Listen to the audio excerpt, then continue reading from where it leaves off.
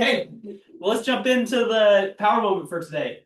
Um, it's going to be all about 36 touch, right?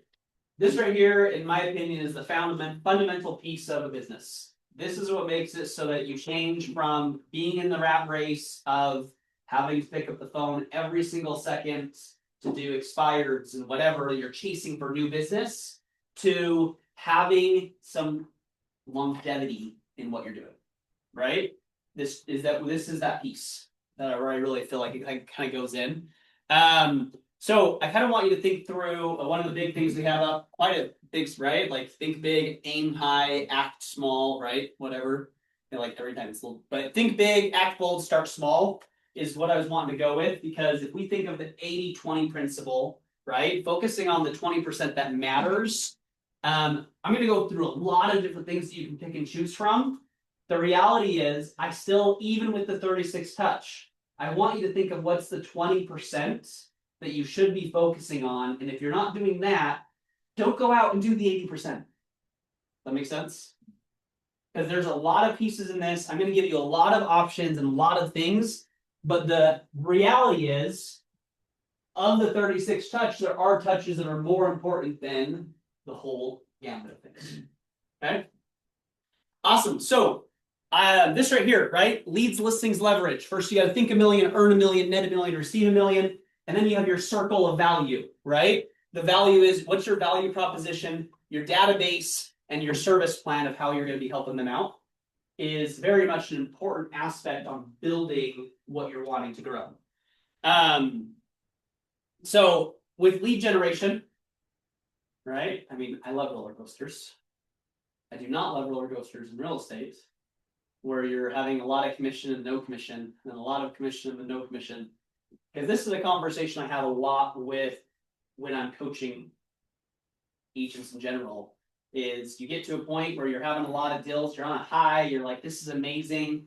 And then all of a sudden, 2-3 months later, you're like, man, why am I in this industry? Like, it's hard to get more deals. Like, and the reason being is because the lead generation mirrors and matches this whole aspect. So what I have right here is a graph that has the inconsistency of lead generation and the closed cells. So if you look at this of the solid line is your lead generation, and then the dotted line is the roller coaster that you're feeling from having cells to not having cells, right? This is probably one of the most common things that I see that agents do. And it's because they get so busy in the service of what they're doing that they don't prioritize having some form of lead generation, right? The 36 touch is built to help you get where you're consistent on lead generation, and then it compounds so you get even more cells out of it. And that's what's going to create that consistency, that longevity, that ability to not wake up day after day being like, where's my next check? Oh crap, I need to find another job, right? New clients, right?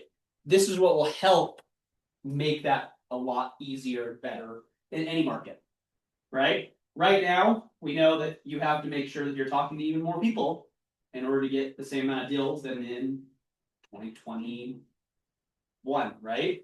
Where you could raise your hand, then you're like, oh, I found someone, right? So, yep, you can go next one. The great part is when buyers and sellers are looking to say, hey, I'm ready, statistics show that it's about a 10-week from when they raise their hand to when they close. About 10 weeks is when that happens. And that's both buyers and sellers? Pretty much. That is the average of when someone says, hey, I'm ready to buy or ready to sell. It's about 10 weeks where it really becomes active. So the whole part before that is going to be that follow-up process. And here's kind of the interesting part with mindshare, right? When a buyer and seller goes to look at their options, 76% of sellers only interview one agent, right? 16% interview two, and then the rest is 8, right? Buyers 59% will interview 1, 22% interview 2, and then you're up to 19% who interview 3+. Right? So how important is it to be first or second? Pretty important. Yeah. So when you're going through and say, hey, how do I, with the people that I care about, the people that I want in my world that I'm in a relationship with, how do they remember that I am their agent? Right? And the whole thing of proximity is a reality. And that's what the 36 touch helps create, is it helps create that relationship and that proximity and closeness so that they remember you. And also you are there frequently enough that you can be in the right spot at the right time, right? Because we've all had it, if you've been in the industry for a while, where you call somebody up and they're like, oh, I just bought like 2 months ago. Look at my cool house. And they're not even thinking like, I'm so sorry, like I didn't use you. They're just like, you're an agent, look how cool this is. This thing over here is what I got. And you're like, oh, yeah, I love that house too. It looks great, right? So this is that spot of how do we get to first or second? When you're looking at the whole aspect of marketing, right? That if we think, of course, if I say, okay, name me 10 cereals, right? And if you do like the older brother thing where you're also knocking on the person's head the whole time, it's way harder, right? But you only can get so far. You can usually spit off a few really quickly, and then you're like, oh yeah, what's next? Right? Same thing with agents. Usually someone's not knocking on their head, but right? It's the same concept of even though if you went and put out a net in your neighborhood, there's probably like 16 in your neighborhood of agents. That's just the reality, right? But if you go and ask the neighbor, hey, who's agents? They probably don't even know all the people in the neighborhood who are that. They're remembering the people who have marketed to them and have that mind share, right? So when they look through what does it take in a marketing plan, that's where it was, okay, this 36 touch is going to put you in that first or second place. Okay, so here's the other interesting part. And this is for longevity. If you look at in 2025, what it said from NAR, it was about 91% of buyers said that they would use their agent again after they bought, right? So good job. That means that you serviced people well enough that they liked you, you had a relationship, and it went well, right? The crazy part is only 20% of buyers actually use the same person again. Why do you think that happens? They forgot. They forgot somebody else was in proximity, was in their marketing mind share, and they went and used them. Right? That's what I notice a lot of agents are really good at, is that relationship right when they're there with them. And then it's like the deal's closed and you were just best friends with them for 4 months, 3 months, right? And then it's all of a sudden like 3 years later, oh hey, how's that house? Right? We forget, and it's like not a system to help us to be able to be consistent in that way, right? That's just the reality, because that's where the numbers are showing. If you look at corporations and how much money they pay for people to stay their customer versus even the money they do to acquire new customers, it is a way out of proportion amount to keep customers. So if we think of how often we're actually just chasing after new customers versus taking care of the people that are in our database and customers, it's very skewed, right? So how are we creating and minimizing this loyalty gap that is there, right? Of having it be where over and over, we're the person that they know, that we're the person they refer to, we're the person they call, right? Okay, so the big thing, first of all, is setting up your database. Your database really is your data bank, right? The more people you have in there, the more that you do this consistently, you'll be able to pretty predictably make an income from that, right? So here's kind of an example, right? This is mine. It's all the random leads that flow in that I think half of them are scams, but it's a good picture to show you kind of what, where, and how for the long time I've had my command, right? But if I have everyone in here, you know this person, Rebecca. Oh, yeah. Yeah. I just spoke to his wife the other day. Yeah, they're great. You can go ahead and take him off your list. Yeah, that's fine. Okay. So the cool part is with this whole process is if you have people in here and you have their name, their phone number, their email, and their address, then you have ideally enough information to have a solid database around that. There's a few things that on top of it are even better. I would usually say birthday is an awesome one because that's their day, right? But that all of that is in here in command for you to be able to put that information in and kind of figure out and have at your fingertips for this 36 touch. If you don't have them in a spot that you're able to use and go through, that inconsistency is going to be a reality, right? Because I don't know about you, but I have a fun time, of course, when I think of someone, I call them and I go, hey, was thinking of you, right? Which of course keep on doing.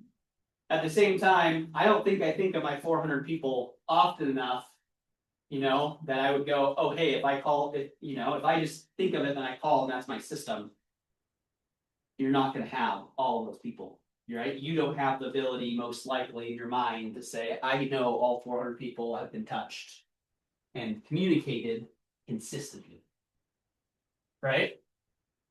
Okay, so like I said, your database is your database. So here's kind of how it works, right? You have two kinds of people. People that you've met and people that you haven't met. Right? Pretty simple. People that you haven't met, you're going to be meeting through a whole bunch of different ways. That's a pretty long list, right? People that you haven't met or you have met, you need to be able to stay in a relationship with them. And you also need to, at some point in time, if you have too many people that you've met, you also probably need to be picky on who you stay in a relationship with. That's an okay thing, right? There's a whole bunch of data out there. If you look at some of the strategies, there's one person who she has a top 50 people. Those are the people that she does for 36 touch, and she does it at like an A++++ level for those 50 people. She kicks people out of the 50 and puts new people in, but only allows 50 in there. And she closes, I think it was like 100 deals a year from those 50 people. Right? The statistics show that if you have 200 people, then it's like I think it's like 20, or it's like you're 4 times more likely to be a capper just based on having 200 people in your database. And I think that's the number too, that you will gross 100,000. Yeah. By having 200 in your database. Yeah, it's something right around there. Like if you have 200 people in your database, you should be grossing over 100,000, right? But that's where it's very fascinating in that way. And this is just that process of how do you kind of manage that, right? You have the 33, 36 touch, kind of going into there, and that's that process to get repeat business, referral business, continue to fuel this. Okay, here's kind of the different spot, right? The more you get to being, hey, it's that met group and people that you know, you need to be doing even more for them. The cool thing is you can also have those allied resources, people who are your VIP, people who, you have it where you're giving each other business, who you probably are doing more of one-on-ones, even more in your 36 touch. Okay, here's the ratios. I like numbers. We all know that, the path is in the math. So the cool part is if you have people in your database who are on like 36 disappeared, 36 touch. So that's supposed to say. If you have people on your 36 touch, then you can have, like, the ratio is a 2 to 12, which means every person in that database who you have all their contact information, you're doing a 36 touch on, you should be able to close a deal for every 6 people in there. So if you have 200 people in there, You can tell me the math. 200 people, 5 by 6. 33. 33 people. You should be able to close 33 people off of 200 people that you know, like, and want to be close to and have that relationship with. And having a good 36 touch that continues to add value to their lives. Right? So, Plus 4 from the direct, yep, so that's 37 closings. yep. Because the 12 direct, well, the direct is people that you haven't met. So Right. they're not people in. But they're saying for every 50 that you have, 1 to close. Correct. So if you had additional 200 people that you didn't meet that you're reaching out to, then you'd have another 4. Right? So that's what I like to show the difference. Because if we say, hey, great, we're gonna go farm an area, I think it's a great option. The reality is though, for every 50 people that you're reaching, like having in that database of unmet people, you're gonna have 1 closing. Versus if they're people that you know, like, and trust and want to add value to, your ratio and return on investment is going to be a lot higher. Both are important, right? I do, like, if you do it right and do the system right, and that's where your database can feed you and what you're doing very strong. Okay, who's read the book 7 Levels of Communication? Okay. Awesome book. Really good. I feel like book companion for the millionaire real estate agents. It goes through on a whole bunch of topics, but this right here of the, this pyramid is showing you, the importance and how much influence you have.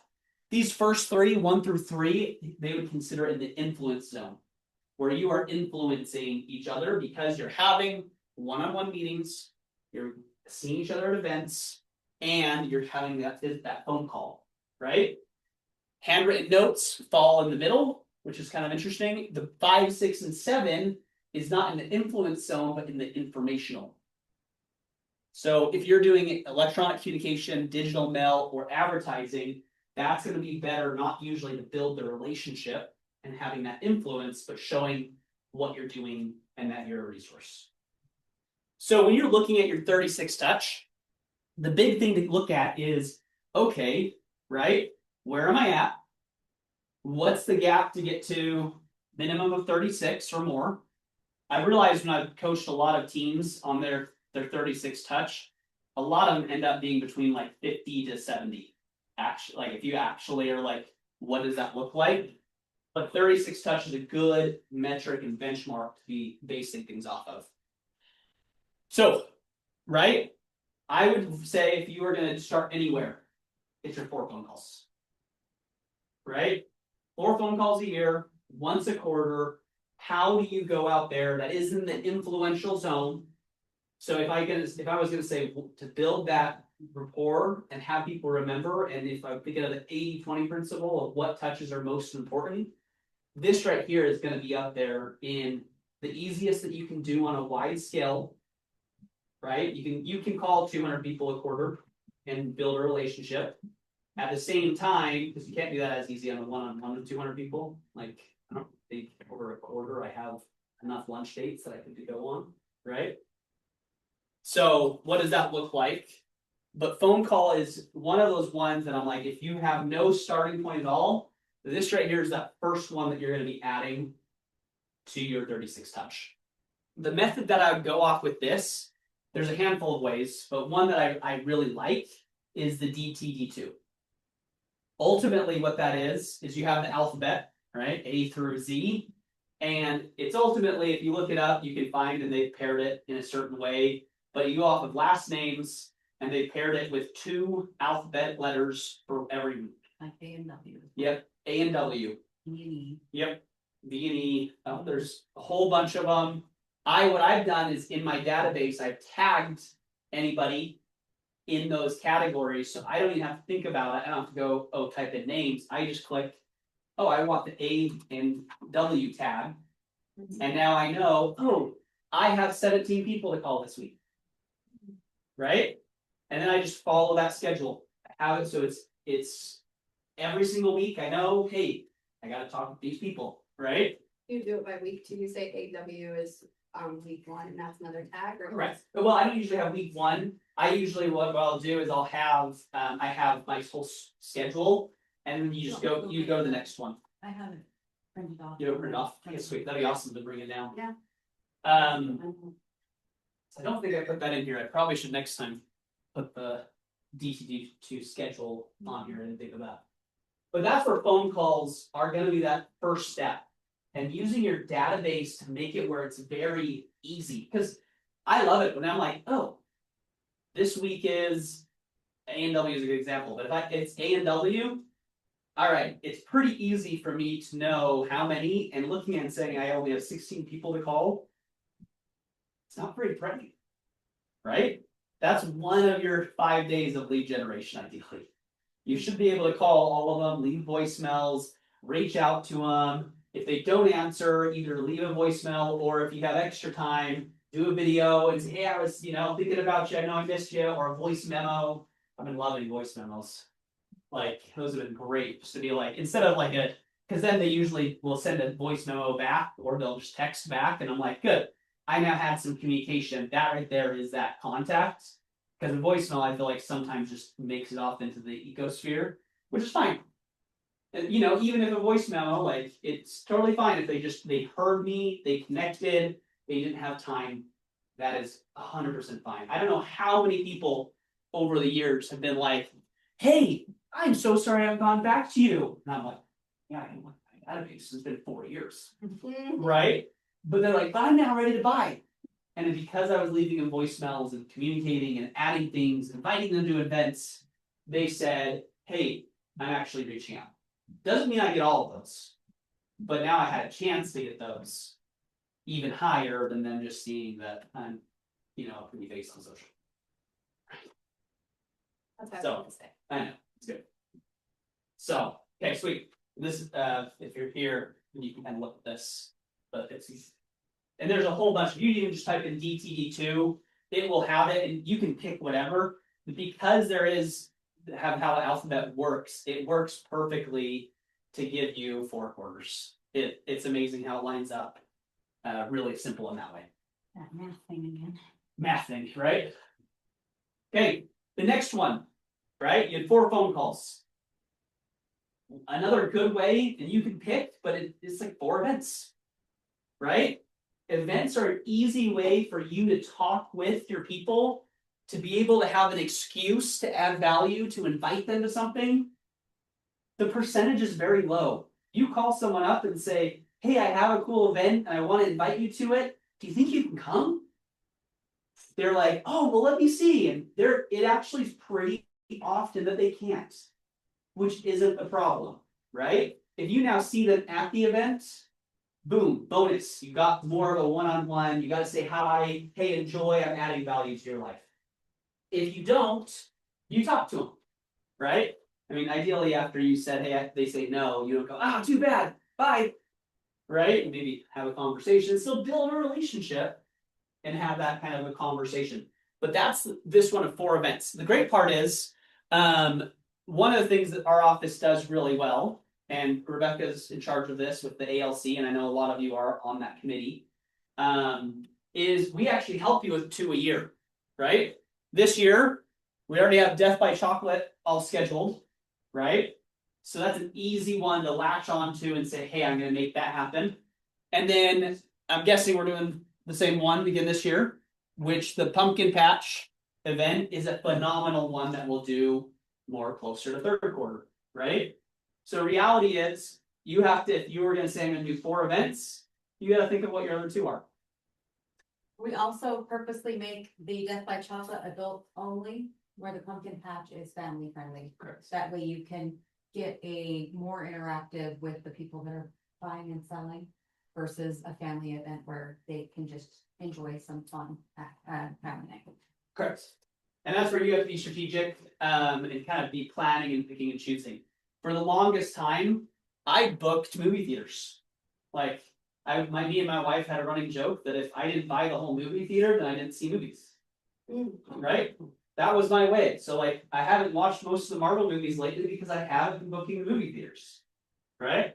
But that was like a fun way to invite 600 people to, and have it be where I can invite them out to come see the show and make my phone calls.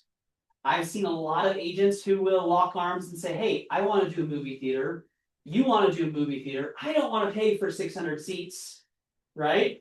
How about we do X and X, and then we just split it per ticket. But because you do the whole movie theater, they give you discounts. You get to stand up in front. You get to talk to people, introduce. Like it's a good way to do that, right? There's a lot of different ones that you can do. Photos with Santa, another one that my team does up north, right? We do an Easter egg event where we have 20,000 eggs, and that's a really fun one. It's amazing how fast 20,000 eggs disappear.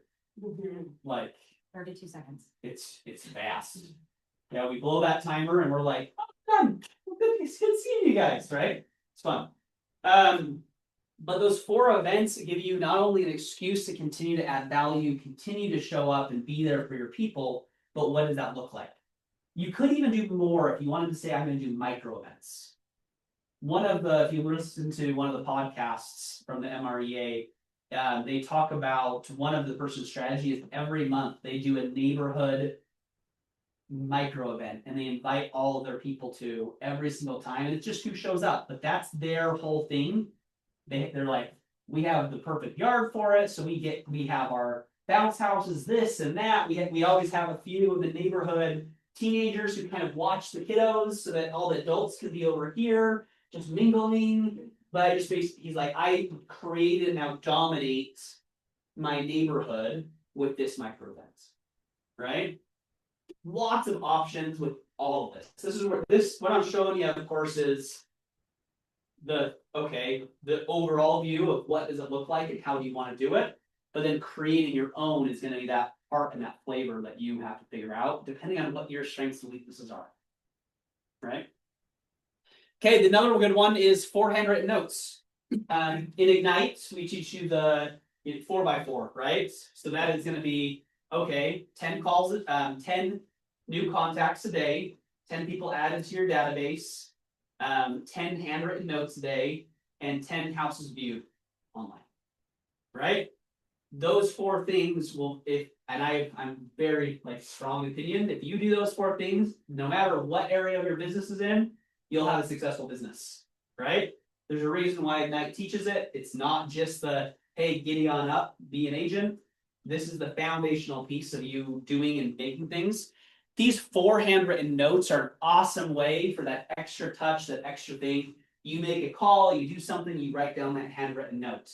You know, hey, it was super great to talk with you. I'm so excited that you're traveling to Hawaii with your family. You know, I know you can't bring me with you, cry face, whatever. You know, then you P.S. Hey, if you think of anyone, let me know how I can help, right? I'm always here to help with your real estate needs. Send, they get it in a week or so after you had a call with them, they look at that, they're like, man, that person's so cool. Because how often do you actually now go out to the mail and get something that's not a bill? On my birthday. On your birthday. Good. Someone loves you. Then what is my birthday? I love it. Okay, but those handwritten notes are going to be one of those pieces that you could choose. You don't have to do 4. You could do a couple, you could do 2 a year. Whenever you want to do it, book it, schedule it. What does that look like? How do you do that to add value out to people, right? Okay, so the next one, I'm sorry, are those for your 50 top or those for your whole database? I did it for my whole database for a long time, right? And that's where you have to pick and choose. But that was my consistent rhythm, is every single day I did that. I'd make my calls, I would write my handwritten letters, and then I would get on to, from now, that was my lead generation to now the follow-up of who are my, people who are wanting to buy within the next time, reaching out, contacting, doing that. It all just depends on, again, how you want to construct this and where that looks like. So, okay. Another cool one is pop buys. I've seen some people do this really, really well, right? This is going to be one of those ones where there's a million options under the sun. You can ask ChatGPT, hey, I want, I'm in real estate. I want to do a pop buy for some of my clients to come drop something off. But I'm looking for something clever and witty. What are ideas right now is in February, okay, it's gonna be Valentine's Day, right? Cool. But like, what does it look like, so on and so forth, come up with that idea, I want it to be inexpensive, but something that I can now have that excuse to go swing by, say hi, or even if they're not at home, put it on their door, take a photo, and say, hey, I missed you at your house. You know, just left you something, you know, da. Right? Whatever that looks like. It can be one a year. This can be one where there was one person, she, for her whole first 2 years, she made or went and bought, but cookie cutters in different shapes. And she had a database of about 100 people, and every single month she went and dropped off a new cookie cutter just to go say hi. And that was how she dominated her farm, her area, and her group. Right? Clever idea. Also, that depending on what you want to do. But this is where this is for you to decide what makes sense and how many do you want to do. A good pop by if you're like, hey, great, I'm going to do something around Thanksgiving that's kind of this, or right? There's all the different things that you can pick and choose to say what makes sense. You know, more in the informational zone, but we have the tool for you. If you go into Smart Plans, you can, if you have their address in there and then get that done, you can have a neighbor monthly market update. And it, every single month we'll send it to them, and it makes the email and it updates the stats. You don't even have to think about it. How great is that? You don't have to go, I'm going to think of every single neighborhood and pick something and then send a new email out to each of them. I mean, that'll be cool, right? But that's also a lot. Or you can do a general one. A lot of people do a newsletter, and they'll make their whole like newsletter once a month and send that out, right? You have Jeremy Larkin, he sends one out every single week, but it's not a newsletter. He sends out a personal, like, hey, this is what's going on in my life, almost like a journal that's kind of tied to real estate. So like depending on kind of what, where, and how you want to do, this is one of those things that says, hey, great, what do you want to do and where's that at? This is a great one. Like this right here covers 1/3 of your touches, and all you have to do is go in, have their emails and have an address, and click on them and put them on a smart plan, and it's done. Right? I think I have that on the next screen is the smart plan. See, so you go in, you go to my smart plans, you're gonna have my monthly neighborhood one, and you're gonna just add everyone to it. All it does is it sends the monthly neighborhood update, and it repeats. And because KW made this one and not us, it repeats always and forever. You don't have to go think about it, right? Everything else that if you create your own personalized of something like this, you have to like figure out how you want to make it and where and what. But that's a great way to do it, to say, hey, how can I systematize and add that value? The number of notifications you have is giving me anxiety. Yeah. Can I ask a question about the neighborhood mark? Yeah. Okay, so the one that's local here in St. George, because I think it draws its information from like multiple sources. I It does. believe. So has anyone found it to be actually fairly accurate? No. Because I know that we've had to identify neighborhoods and it doesn't even like quite identify specific neighborhoods and things. So I'm just wondering how it's developing in the thing. They are slowly working on it. I've put in a few tickets for that. But you don't have to do their specific neighborhood if you know where they're at. Right. Do the map instead of their address. Let's do the map, And yeah. then find the one that's closest to them. Yeah. Yeah. And then it grabs a decent amount of information and It's a touch, it's right? I mean, Even if it's the wrong neighborhood. Yeah. They're still getting something from you, and that's really the point. that is the point. that is the point. That is the point. And the reality is like because even like, okay, my team, we have one that sends out an estimated value, right? And like it has all the robotic numbers, and I don't know how many times people reach back out and like, that can't be right. And I'm like, you're right, it's not. And I'm like, are you interested in selling right now? Do you want me to run you a good report? And then they're like, nah, I was just saying. Just say you're wrong. Yeah, like 1 out of 6 of those calls that aren't right. They are looking. They are. That's the thing. And that's where it gives you that opportunity and ability, and people know that it's done by a machine, especially if it's something like that, right? It's not something that like you sent something and then now they're judging your work. It's Machines still don't do everything that they can yet, right? But okay, so that was actually where we were at. Okay, so this one right here. So the other thing is you can do command emails, so you can use it where you go in and you can send mass emails out and do your newsletter or whatever. You also, if you want, you can set up Twilio and have it so the number is integrated into command and you can have it then text and do stuff. One of my favorite plans I did for a long time was about birthdays. There's a birthday plan. So if you have their birthday in there and you put them on that and you have your Twilio number set up, then from that number it texts them. Can't be your number, that's the only downside, right? You can always do a task instead that's tied to like, okay, more of their birthday. But that is if, okay, if you wanted, like I've trained a lot of my people to know that I have my business number as well, right? They all come to me anyways, so it's like, it just depends on what you want, but you do have some leverage in that way as well. Also on the neighborhood report, I think it's cool how you can see when they interact, what listings they're looking at, things like that. Having those It's relations. getting, It is just gonna keep on getting It's better, definitely getting better. yeah, so. Like, they didn't have Las Palmas and Sports Village for a long time. I'm like, those are old neighborhoods, you should definitely have those. Yeah, they still don't have like desert color, for Yeah. example, but like, it's, they're adding them, and as long as you put in tickets and stuff, and they work on it even faster. So, yeah, I think that's the thing, that's the ticket, That is is. to actually submit the neighborhoods, yeah. And I think if more of you submit the ticket about the neighborhood being accurate, I think that they will work on it faster, because I've submitted 4 times, they're like, yeah, but you're just the only person who's doing it. Not enough of us are submitting a ticket for it to be quicker. Pick a neighborhood league. Right. They're like, oh, it's just Rebecca again.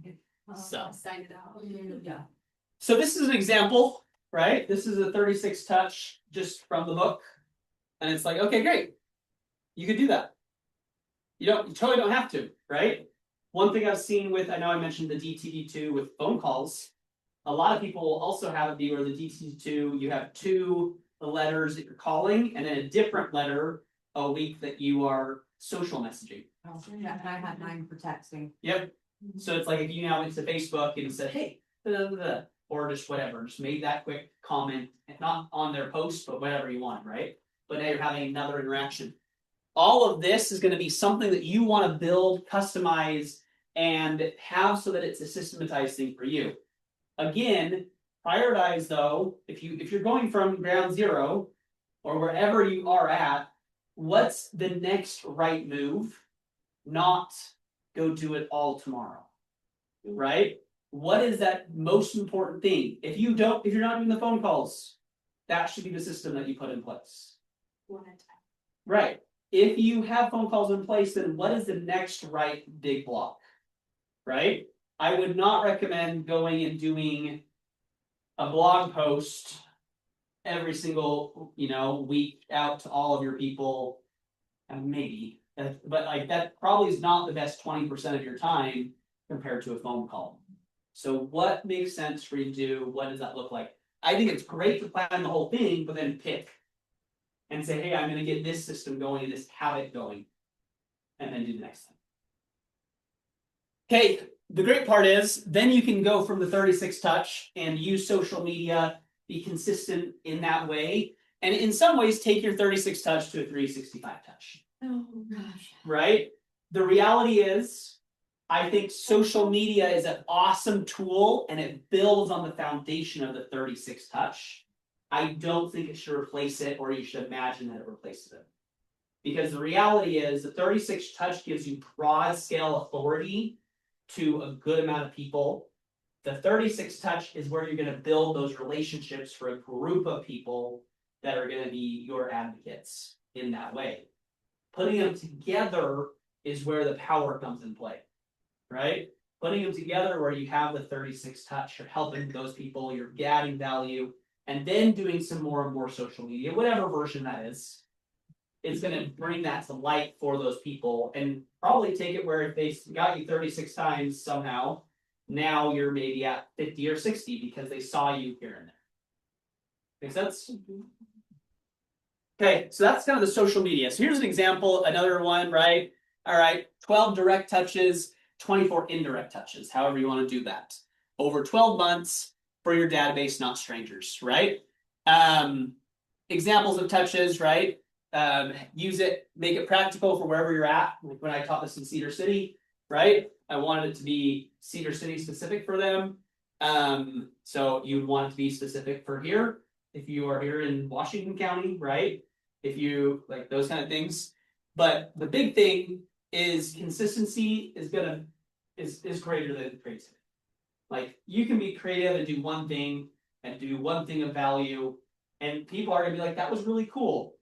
However, that one thing of value is gonna make it so you're still anonymous too long.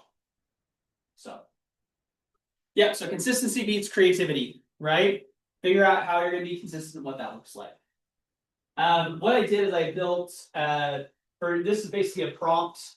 I wrote it out for you to go. It's on the Notion is what you're gonna grab. So you can take this prompt and copy it, put it into your ChatGPT, and have that dialogue so it can be your strategic partner around your 36 touch. Ultimately, if you're wanting to have that communication, building it, what does it look like? Where this gives you an outline in reality, right? I have this trying to be based a little bit on getting to know you. Ideally, if you're using one of the, ChatGPT or whatever, it knows you decently, so it's gonna already have information it's plugging in. But this is gonna go through that process of helping you develop it and figure out what it should look like. Right? But ultimately, all of this is for you to get to that spot where you're consistent, you have a system, you're building around that system to get deals, right? Because if you have 200 people, then you should be able to say, hey, how close am I getting to that 33 deals a year benchmark? Takes time. You don't start this 1 month and say, man, I just closed 33 deals for this year. That would be better. I know. Can you make that a reality? I'm working on that. So that's that reality part of, okay, what does that look like? Questions? That's good, thank you. It's a fundamental piece of your business, right? There's a reason why I recap this often. This isn't one of the ones that I'm like, hey, now that you learned it once, hooray. Like, this is something that you gotta continue to refine, make sure, see where it's at, see what gaps you have, so you can get to the next level. Because this is what creates you from that entrepreneur aspect of just who do you think of, what's easy, to being purposeful and having a system and a model to help you get to the next level. So. Okay. Yes. I need a 36 touch marathon in this building with like, do it. Do it. Love it. Maybe we should host that. 36 touching there. Mhm. Wow, we're running. We're gonna get our